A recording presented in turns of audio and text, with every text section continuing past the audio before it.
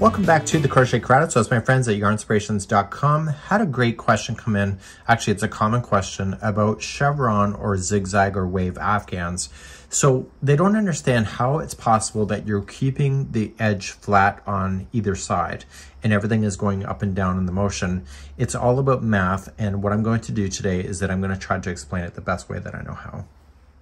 When you are going in the up motion and it's going like this, we have to add a stitch in order to get it to work itself out.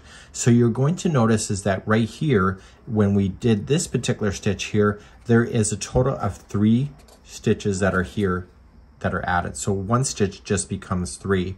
But I want you just to visualize between this point here, okay, to here. And so you can see that there's an extra stitch that's been added in. And because you added the extra stitch in, over here is that this becomes out. So what we've eliminated on this side has been added on this side, and therefore it always stays in balance. So in the very end here, you can see that there's 2 into the same one right here.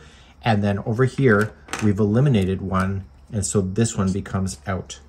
So when you're working on this kind of concept, there's always a push and pull motion to it, where one side is always going to be adding stitches and the other side is always going to be subtracting stitches.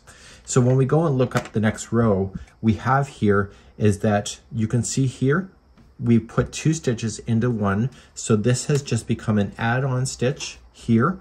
And on the other side, we see that there's 3 single crochets in the top of this 1 single crochet. So this has been added. So there's technically just 1 added to this down slope and 1 added to this down slope. So that means that at the bottom of the slope, there has to be 1 that is eliminated out. In this case, it's going to be this one and this one.